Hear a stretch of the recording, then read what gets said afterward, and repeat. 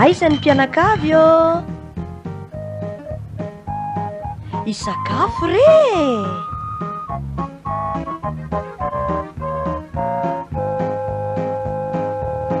sakafo panahy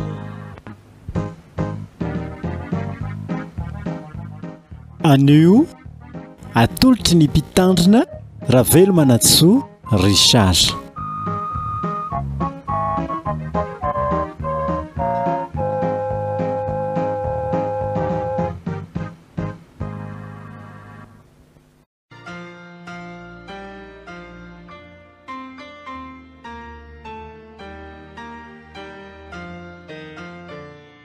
Amin'ny alalan'ny baiboly amin'ny alalan'ny baiboly fandaharana zahay anazavana ny soratra masina isaky ny andininy irahanao amin'ny mpanompon'Andriamanitra Ravelo Manatsoa Richard. Ary zao fandaharan'izao ny totoso dia vokatry ny fiaraha-miasa eo amin'ny fiangonana Centre du Nazarien sy ny radio Vaovao Mahasoa.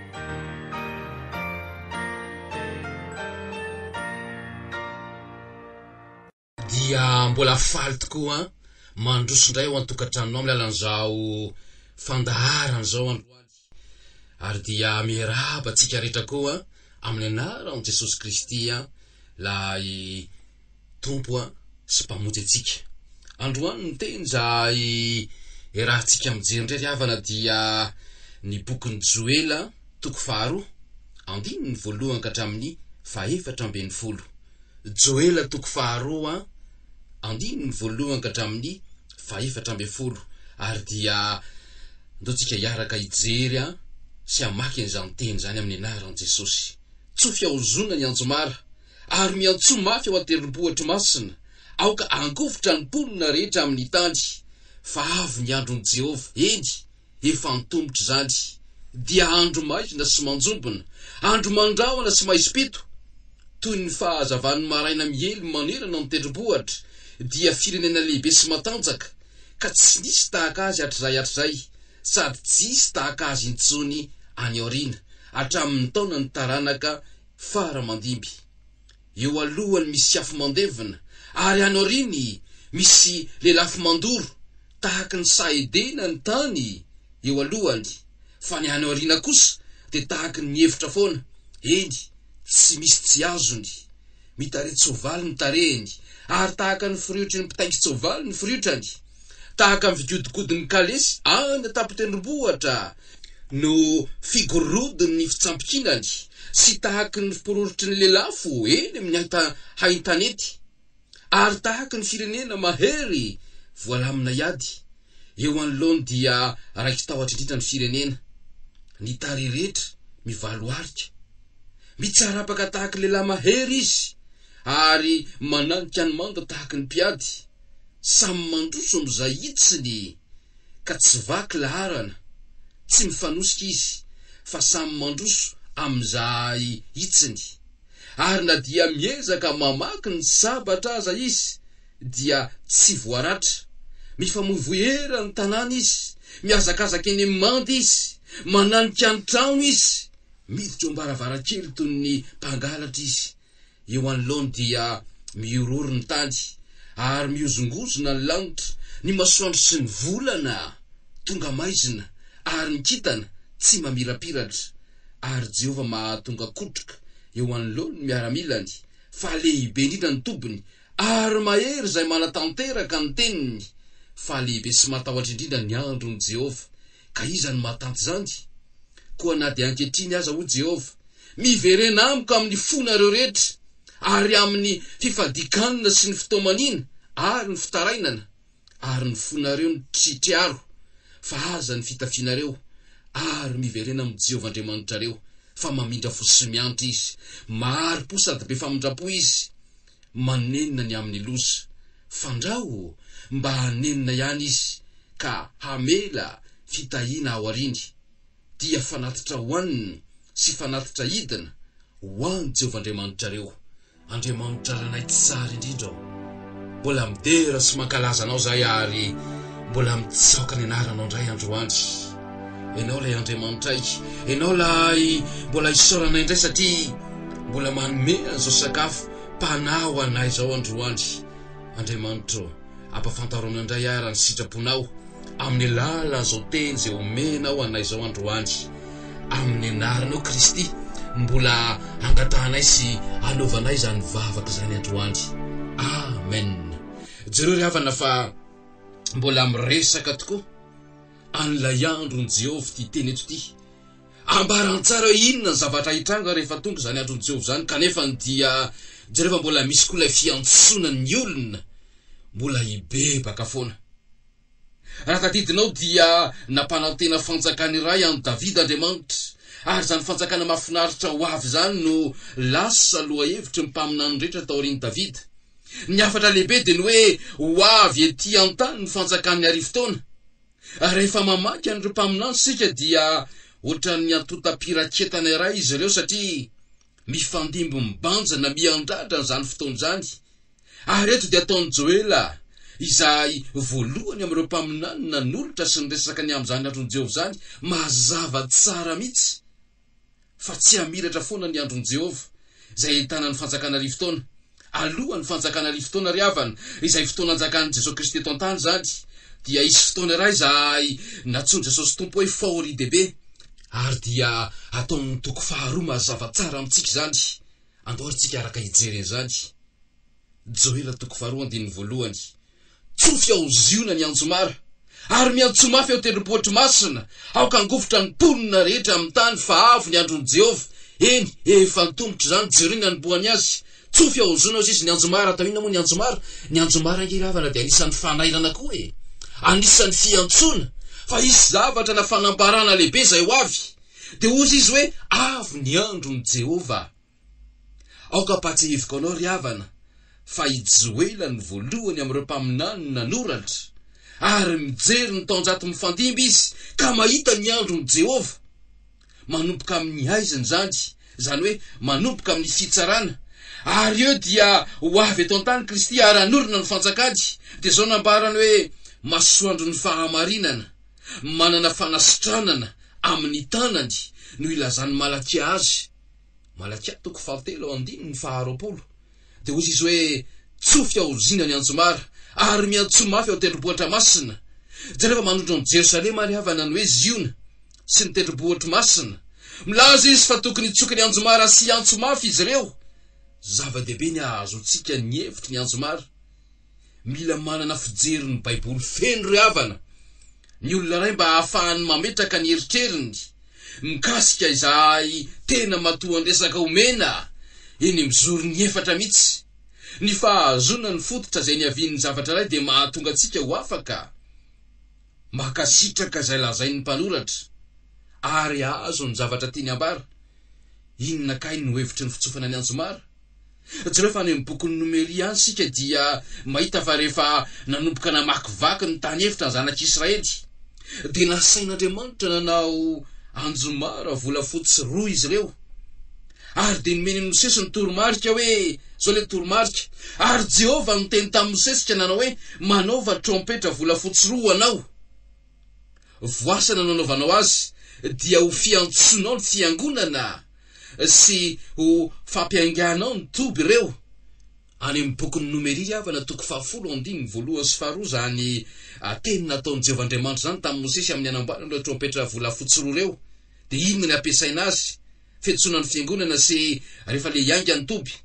Fon'ny Israely tany anefisa dia ny anjomara no nampiasain'Andriamanitra hanaingahana azy ireo hiroso hanao ny dia. Ary ny fitsofana voalohan'ny anjomara dia filazana fa tokony hiomana ny handeny rehetra. Ary rehefa nianga sy nivoaka ny andrahona dia noravana ny taberna kely.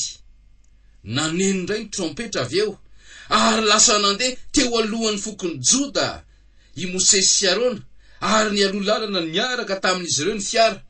Raha tadidinao dia ny toby nandidina ny taberna kely teny mizoro ny efatra ny Israely. Foko telo isaky ny zoro ray avy, atsinanana, andrefana, avaratra, atsimo.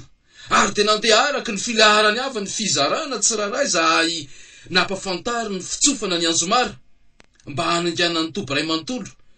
Dia nitsofina impito ny anjomara, rehefa tonga any amin'ny boky fanambarana sika dia hahita ny fitsofana ny anjomara indray. Tsy misy fitsofana ny anjomara ho an'ny fiangonana kosa nefa na de mihevitra aza ny mpandinika amin'ny baiboly sasany fa mifandray amin'ny fiangonana zany. Jereo fa ny feo an Kristy sy tenany mihitsy no feo ny anjomara amin'ny fotoanan'ny fiakaran'ny fiangonana any an-danitra. Ary zao nambarany ao amin'ny Tesalonianina voalohany toko 4:12. Fa ny tenan'ny tompo ny hidina avy any an-danitra amin'ny fiantsona sy ny feon'ny arkanjely ary ny trompetra n'Andriamanitra. Ho tahaka ny trompetra riavana ny feon'i Jesosy Tompo rehefa haka ny fiangonana izy eto amin'izao tontolo zao ty melohan'ilay fahoridehibe. Jereo fa tsy misy ifandraisany amin'ny fiangonana ny trompetra 7 ao amin'ny Apokalipsy. Efa feno sy efa niala eto amin'izao tontolo zao riavana ny fiangonana amin'izay fotoana izay ary de mikambana amin'ny firenena Israely. Ireo trompetra 7 tahaka ny fiantsona 7 tamin'ny trompetra zay tany anefitr'ireo ihany. Ary raha mijery ny bokin'ny Nomery isika dia hita fa midika zavatra voafaritra manokana riavana reo fitsofana ny trompetra ireo fomba iray izay nanomezana toromarika an'Israely izy ireo. Ary zao nambarany, ary raha tsofina avokoa ireo dia ivory eo aminao eo anoloany ny varavara ny tranon'ilay fionana ny fiangonana rehetra. Fa raha ny iray ihany ny tsofina dia ny lohan'ny firenena izay mpife arivo amin'ny Israeliany no ivory eo aminao. Fa raha mitsoka ho fampitaraina ianareo dia ianga ny tompo izay mitoetra eo antsinanana. Ary raha mitsoka ho fampitaraina fanondroa ianareo dia ianga ny tompo izay mitoetra eo atsimo. Fampitaraina no atao fiangany. Fa raha ampivory ny fiangonana kosa ianareo dia hitsoka fotsiny. Fa tsy anao fampitaraina. Hitantsika izany riavana amin'ny Nomery toko 10:1-7. Jereo fa manome toromarika ho an'ny fotoana zay hitoerana izy ireo ao amin'ny tany nampanantenana izy avy eo. Ary raha misy ady eo amin'ny taninareo ka mandeha hiady amin'ny fahavalo zay mampahory anareo ianareo dia hitsoka ireo trompetra ireo ho fampitaraina. Dia ho tsarovana anatrehan'i Jehovah Andriamanitra reo ianareo ka ho vonjena amin'ny fahavalonareo. Nomery toko 10:7 zany riavana. Nandritry ny fotoanan'ny ady dia niantso ny lehilahy nady hiaro ny firenena amin'ny fahavalo iray zay tamin'ny manafika riavana ny trompetra. Eto amin'ny faminanian'i Joela dia hoy izy hoe tsofy ao zony ny anjomara ary miantso mafy eo tendrombohitra masina. Nahoana? Aoka angovotra ny ponina rehetra amin'ny tany fa avy ny andron'i Jehovah eny efa tombotra zany. Hitanao, rehefa avy miantso ny fiangonana hiala amin'izao tontolo izao ny tompo dia hitodika amin'ny firenena Israely indray izy dia ny Israely zay lasa hiantefany ny fankahalana manerana ny tany. Ary zany riavana ny fiandohan'ny andron'i Jehovah. Jereo fa ato amin'ity toko 2 ty Joela dia hanome fifangaroan'ny lozam-bahalala sy ny fandrahona ny tafika Siriana. Ary jery ny fotoana zay hahitana ny hoavy sy ny andron'i Jehovah. Mazava ho azy riavana fa ny teolojianina sasany dia ilaza fa manondro ny lozam-bahalala sy ny toe-javatra eo an-toerana fotsiny zany. Tea nala-hevitra betsaka avy amin'ny tenin'Andriamanitra izy ireo. Lay fomba fijery disy faharoa dia ny filazana fa manondro ny fotoana ny fahoridehibe fotsiny ihany la izy.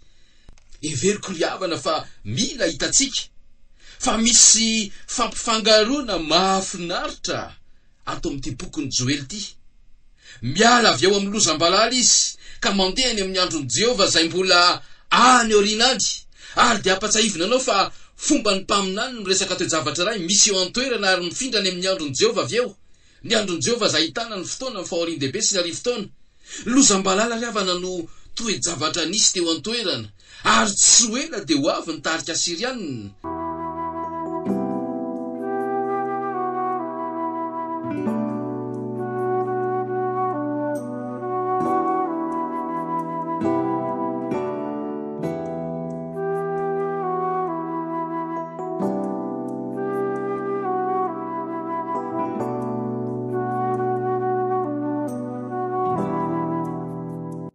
Ary zao nambarana amin'ny 9:20. Ary la avy avy any avaratra dia ampanalavíriko anareo. Everiko fa somary mampiome ihany riavana ny antso lozam-bahalala hoe tafika avy any avaratra saingy sary ny tafika Siriana zay ho avy avy any avaratra lay lozam-bahalala. Ary ny tafika Siriana kosa no sary n'ilay fahavalo zay ho avy any avaratra amin'ny andro farany. arak'izay hitantsika ao amin'ny toko fa 8:30 sy fa 5:30 tao amin'ny boky ny Ezekely, dia azo lazaina koa hoe manondro ny Rosianina riavana mitafika zay avy any avaratra zay hanafika ny Israely. Ny marina dia ao amin'ny tapany farany amin'ny fahoridehibe no avy zany zavatra zany. Aoka patsahivoko anao riavana fa tsy andro maharitra 4 ora ny andron' Jehova, fa vanim-potoana iray mihitsy. Hoy ny apôstôly Paoly raha niresaka ny vanim-potoana ny fahasoavana izy hoe Korintianina 2:5-2. Indro ankehitriny ny andro fankasitrahana, indro ankehitriny ny andro famonjena. Tsy andro mahafinaritra 4 ora riavana no tiany ambara ao, fa vanim-potoana iray mihitsy. Aoka averiko indray fa tsy mitovy amin'ny andron'ny tompo riavana ny andron'ny Jehova. Ny andro voalohany amin'ny herinandro no antsoina hoe andron'ny tompo. Ary zao kosa Joela dia hanome ny famaritana. Ny famaritan'Andriamanitra zay ipaiko sy ametraka ny mpaminany, izay teny anarinany. Ao arin'izay dia resaka ny amin'ny anatin'ilay ity fotoana ity izy. Ary dia mahaliana ny mahita fa tsy ny fanoatra mihitsy ny tenin'izy ireo, na dia tsy nahafantatra zay naminaniny ny hafa aza ny sasany tamin'ireo mpaminany ireo. Jereo nambarany amin'ny Joela 2. Zao vaky ny tena rano tompo. Dia andro maizina sy manjobona, andro mandrahona sy maisipito, toy ny fahazavan'ny maraina miely manerana ny tendrombohitra, dia firenena lehibe sy matanjaka, ka tsy nisy tahaka azy hatr'izay, sady tsisy tahaka azy intsony any aoriana, hatramin'ny taona ny taranaka fara mandimby. Io ravana ilay fotoana zay niresahan Jesosy tompo. Fa amin'izany ozy izy, amin'izany andro zany dia isy fahoriana lehibe zay tsy mbola nisy to azy hatr'izay ny andoazy tontolo zao, ka mandraka ankehitriny sady tsisy intsony. Teny nataon'i Jesosy io ravana hitantsika ao amin'ny Mateo 4:20, 9:20. Ny fahoriana lehibe no manokatra ny andron'i Jehova, satria toy izany ny fiandohany ny andro hebreo, manomboka amin'ny hariva amin'ny fotoana ny aiziny zany. Mieritreritra hoe nanamaizina ny lanitra ireo valala rehefa tonga tao amin'ilay firenena, satria be loatra izy ireo, ary hanomboka amin'ny aizina ny andron'i Jehova. Dia zao ny toyiny amin'ny 7: eo alohany misy afo mandevina, ary any aorianany misy lelafo mandoro, tahaky ny saidena ny tany eo alohany, fa ny any aoriana kosa dia tahaky ny efitra foana, eny tsy misy tsy azony. Talohany fahatongavan'ilay lozam-balala riavana dia tahaky ny saidena ny tany, maitso rakotra ravin-kazo ny zavatra rehetra, tsara tarehy ilay tany. Rehefa lasa valala dia tsy nisy zava-maitso hita intsony na dia kely aza, ohatrany hoe main'ny afo ilay tany. Ho tahaka izany toy ny andron'i Jehova riavana, satria ho fotoam-pandravany zany isy ady sy mosary ary fahafatesana rehefa hamakivaky azo tontolo zao, rehefa mitaingy sovalin'ny Apokalipsy 4. Kapoka iray dia efa handringana ny apa-efatra ny mponiny zao tontolo zao, ary amin'ny fotoana ray hafa dia ho ringana ny apa-telo ny mponiny eo amin'izao tontolo zao. Dia jereo ny toy ny amin'ny 4: mitare tsovaly ny tarehiny, ary tahaka ny firiotry ny mpitaingy tsovaly ny firiotrany. Arak'izay efa nilazaiko riavana tany aloha, dia mitovitovy amin'ny loha tsovaly ny lohan'ny valala, ary ny teny Alemanina ho an'ny valala dia midika hoe sovaly ahatra, satria mihinana ahatra ny sovaly, dia mihinana ny zavatra rehetra maitso koa ny valala. Mamaritra ny alozam-balala Joela riavana, ary manomboka mampitahany zany amin'ny andron'i Jehova. Jereo inge amin'ny 5:9, jereo nambara rosa izy hoe ny tarehy rehetra mivalo alika, zany hoe mivoaramena izy ireo. Inona ny antony? Maina ny ainandro. Jereo amin'ny 7: mitsarapaka tahaka ny lehilahy mahery izy, ary mananika ny manda tahaka ny mpiady, sady mandroso amin'izay hitsiny, ka tsy vaky laharana. Zao ravana voalazo amin'ny boky ny Obolana 3:7. Ny valala tsy manana mpanjaka, nefa izy rehetra miaiga manao antokony tsara. Tsy mila mpanjaka na mpitarika izy ireo, samy malala ny toerany tsiraray, manao antokony izy ireo. Ary mino riavana fa mamaritra ny famidra ny tafikira lehibe Joela eto, rehefa ireo andiam-balala efatra samy hafa tafy-balala ireo ny metsika. Jereo fa amin'ny andro farany dia isy fahavalo ray, izay ho avy hanafika ny Israely, ary ho avy tahaka ny lozam-balala izy. Fiomanana riavana amin'ny bokin'ny Apokalipsy izy ity, ary eo amin'ny bokin'ny apokalipsy eo Jaona dia miresaka ny amin'ny lozam-balala ray zay iseho eto tany mandritra ny fahoriana na ilay loza voalohany zay manaraka ny fitsofana ny anjomara fahadimy.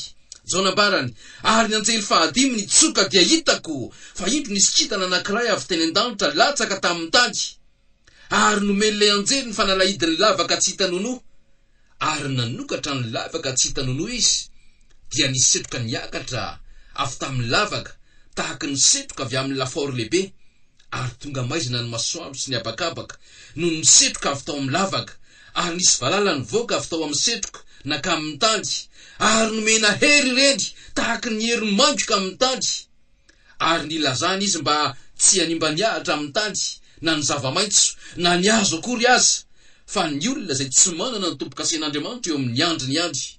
Apokalipsy 7:1-4. Jereo fa valala hafahafa ry avan'izany valala zay tsy manafika zava-maitso zany. Ny zava-maitso eke no tafihan'ny valala zay raha ny tena valala normal rehetra zany. Jereo fa tsy manafika olombelona izy ireo raha ny valala zay tena izy. Fa ireto valala reto kosa ry avana dia tsy hanafika fa tsy ny olona izay tsy manana ny tompo-kasen'Andriamanitra eo amin'ny andry ny andry. Atsiravina loatra ry avana izany fotoana izany, hanika hitady fahafatesana ny olona, nefa tsy ahitan'izany, izany hoe tsy ho afaka hamono teny izy ireo. Dia zao nambarany, nefa tsy navela hahafaty azy izy, fa ny ampanaitaina azy 5 volana, ary ny fampanaintainany dia tahaka ny fampanaintainany maindroka raha mamely olona, ary amin'izany andro zany dia hitady fahafatesana ny olona fa tsy ahita, ary aniro faty izy fa mandositra azy ny fahafatesana. Apokalipsy 7:1-5 zany ry avana. Fa mareo ety famaritana ny valala ity ao amin'ny Apokalipsy 7:7-7 zao ny amaritany azy, ary netriky ny valala dia tahaka ny soavaly voaomana hoenty miady, ary tamin'ny lohany nisy satroboninahitra toy ny volamena, ary ny tavany tahaka ny tavan'olona, ary nanam-bolo tahaka ny volom-behivavy izy, ary ny nifiny tahaka ny any liona. Karazam-balala hafahafa zany ry havana, mandritra ny fahoriana lehibe zany lozo zany no iseho. Hitanao amin'izany fa manomana amin'ny tany ho an'ny apôstôly Jaona zay nanome an'ity famaritana amin'ny atsipiriany valala araka zay fisehony amin'ny andron'ny Jehovah ity joela. Avelao mba hilaza fa izany ny antony heverako, fa mampalahelo amin'izao fotoana izao ny mahita olona marobe izay vao avy niova fo nefa mihevitra afaka mampianatra sady ny Baiboly. Inona ny boky tian'izy ireo ampianarina voalohany? Matetika dia na ampianatra ny filazantsara ny Jaona izy ireo, na ampianatra ny boky ny fanambarana. Araka ny hevitro dia tsy hany mihitsy ny toerana hanombohana miaraka amin'ny mpino vaovao ry havana. Mino fa ny matio ny boky zay fanalahidiny Baiboly raha zay ny lazaiko azy. Raha tsy azonao ny matio dia heveriko fa tsy ho azonao mihitsy ny afatra ny filazantsara ny Jaona, ary fantatra fa tsy ho hitanao ny afatra ny boky ny fanambarana koa. Ary ty mpaminany kely antsoina hoe Joely ity, izay natao atsirambana dia manazava ny andro farany izay antsoina hoe andron'i Jehovah. Jereo fa manomboka miala amin'ny toe-javatra eo an-toerana sy mandroso makany amin'ny hoavy izy, izay antsoina hoe andron'i Jehovah Joely. Rehefa niteny hoe mitsarapaka tahaka ny lehilahy mahery izy, ary mananika ny manda tahaka ny mpiady. Jereo fa ato amin'ny andininy manaraka sika ry havana dia hita fa miresaka ny amin'ny andron'i Jehovah ihany koa izy, amin'ny andininy 9 ka hatramin'ny 10. Araka ny fahitana azy dia mihoatra no ny lozam-balala misy eo an-toerana zany, raha tsy izany dia malitatra Joely angambany. Arak'izay nanomezan'Andriamanitra azy nilazan'ny mpaminana nefa ny tenin'Andriamanitra tsy malitatra izy ireo ry havana. Toy izany ihany koa ny sary izay omeny Jaona antsika ao amin'ny boky ny fanambarana. Jereo ke amin'ny 1:12 amin'ity Joela 2 ity jereo fa fanteliny amin'ny Joela no laza ny teny hoe andron'i Jehovah. Iza ny mahataty zany ozy izy? Mitovy amin'ny tenin' Jesosy ake zany, raha tsy efa no afoeza zany andro zany dia tsy nisy nofo no vonjena intsony. Matio 5:20-2. Ary Joela dia nanontany hoe iza ny mahataty zany? Manome ny valiny Jaona ry havana ao amin'ny fanambarana. Milaza izy eo amin'ny 7 fa hampiaton'Andriamanitra ny herin'ny natiora ka tsy avelany hitsoka ny rivotra izay fisaran'Andriamanitra ny tany raha tsy efa vao hisy tompo-kase sy voaro amin'ny loza reo andiany olom-bavonjy. Mila sina tompo-kase ry havana ny olon'Andriamanitra mba ahatava voankazo ireo amin'ny fotoana ny fahoriana. Rehefa manontany Joela iza ny mahatanty zany, dia ny andron'i Jehovah izay manomboka ao anatin'ny aizina, dia ny aliny fahoriana dehibe no tondroniny hoe izany. Inona ary ny fangatan'Andriamanitra? ny fanontaniana de hoe inona no azony mpalota tao amin'ny fotoana tahaka an'ity manome valiny joel amin'ny 120. Miverena amiko amin'ny fonareo rehetra, mibebary avana ny dikany teny hoe miverena. Hoy Andriamanitra amin'ny olona zay niodina taminy hoe mibeba. Manova ny saina aloha no dikany bebaka voalohany, fa maneho fivoan-tsaina ianao rehefa mitodika any amin'Andriamanitra fa tsy mamela mosina azy intsony. Marina fa mety misy fantatsahan-dranomaso miaraka amin'ny fibebahana saingy vokatry ny fibebahana fotsiny ihany zany. Manova ny saina no tena dikany fibebahana. Mibebaka ny tian'Andriamanitra ny lazaina tamin'izy ny teny hoe miverena amiko amin'ny fonareo rehetra, ary ny ho vokatry izany dia fifadikanana, fitomanina ary fitarainana. Indrisy fa marobe ny olona mihevitra fa miova fo izy ireo rehefa mandeha eny amin'ny alitara sy mantatsaka ranomaso ampy. Nanaraka an'izany zavatra zany ary avana taloha aritako, fa tsy misy dikany mihitsy zany. Jereo amin'ny 1:17. Hitanao, nila natao traikefa ny fory avany zany, fa tsy fetsika ty ivelany fotsiny. Rano marina dia nandrara ny mpisorona, tsy anatritra ny fitafiny ny lalàn'ny Mosesy. Zay ety ivelany fotsiny, tsy nanaseho tamin'ny fahatongavana ho fanatika ny fibebahana ry avana, tokony ho ao ampony ranomaso. Fibebahana ny hoe ary miverena amin'ny Jehovah Andriamanitra reo, ary de manome ny antony ibebahana amin'ny Jehovah izy zao. Fa mamindra fosiny miantra izy, maharo-po sady be famindrapo, ary manenina ny amin'ny loza. Any amin'ny bokin'ny Exodosy jona, any ary avana dia miresa bebe kokoa ny amin'ny dikany hoe manenina Andriamanitra. Fony Israely tany Egypta dia ohatrany hoe niova hevitra Andriamanitra, nandefa loza ho an'ny Egypta izy mba hanomezana ny Farao fahafahana ibebaka sy hitodika amin'ny saingy. Tsy nanao an'izany Farao, ary tamin'ny andron'ny jona koa dia nalefan'Andriamanitra itory tamin'ny mponiny Ninive jona. Fa ho ravany ny tanàna, ny bebaka sy nitodika tamin'Andriamanitra kosa nefa Ninive, ary dia tsy niravan'Andriamanitra ilay tanàna. Ohatrany hoe niova hevitra Andriamanitra rehefa avy nilaza izy fa handrava ny tanàna. Tsy niova hevitra nefa izy riavana, tsy niova Andriamanitra. Mamindra fofoana izy, miantra foana izy ary maharo-po foana izy. Afaka mitehitra amin'Andriamanitra foana ianao riavana. Tsy miova mihitsy izy saingy rehefa misy mpanota mibebaka sy mitodika aminy, de hoy Andriamanitra hoe teo ambanin'ny fitsarako ianao, ary rehefa handeha hitsara anao akanefa nitodika tamiko ianao dia tsy ho tsaraiko. Mamindra fo sy vonina ny amela heloka fon'Andriamanitra riavana, ary za koa afaka milaza aminao fa mbola amelanao koa izy. Jereo amin'ny 1:17. Raha tao amin'ny teny hafa riavana de hoe hitany amin'ny tanimboly sy any amin'ny tanimbolobika indray Jehovah, ka anana fanatitra hidina sy fanatitra hoanina hatolotra azy ireo. Voaresaka eto amin'ity fanatitra hidina ity riavana, nefa tsy misy toromarika mikasika amin'ny fanatitra hidina any Levitikosy. Nanaraka teo ambonin'ny fanatitra hafa ny fanatitra hidina, ary lasa isan'ilay fanatitra. Rehefa nararaka teo amin'ny fanatitra ilay izy, de lasa hidina teo ambonin'ny saribao mamay. Raha tadidinao de nilaza Paoly apôstôly fa tiany tahaka izany koa ny fiainany, tahaka ny fanatitra hidina eo fanatitra Kristy. Hitanao zany ny zava-dehibe izay nambaran'ny tenin'Andriamanitra aminao teto, na eo azy io andron'ny Jehovah izay mahatsiravina eo. Andriamanitra kosa mbola miatso ny olona ho amin'inona, ho amin'ny fibebahana. Le fibebahana dia tsy inona kory fa lay fanapahaka ao, tsy hanome lamosin'Andriamanitra intsony fa ninona, hitodika any amin'Andriamanitra, hitodika any amin'Andriamanitra ary venao.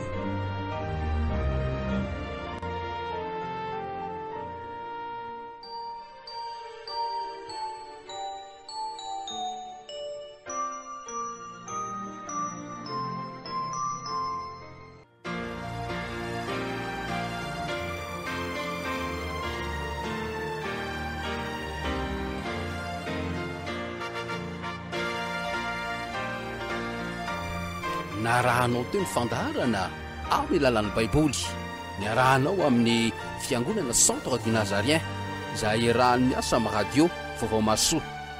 Raha manana fakataham-bavaka manokana ianao na manana fijona vavolombelona vokatry ny fiainonao an'izao tenin'Andriamanitra izao, na manana fantaina manokana koa izay manitikitika anao, dia afaka mifandray aminay ianao amin'reto laharana telefônina manaraka reto: 032 07 923 03, ny 033 32 447 26, ary ny 034 03 584 80. Na maroratra aminay koa amin'ny mailaka centre du nazarien @gmail.com, na amin'ny adresy Anjanahary Deuxaine 163 Antananarivo raiky amby zato dia mbola manatena niaraka aminao zay amin'ny manaraka ary manonona trany a ny fahasoavana sy ny fitahin'ny tompo a ho anao.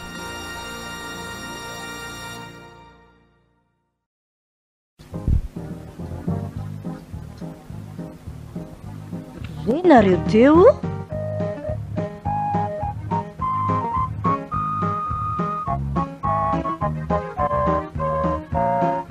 sakafo panaha.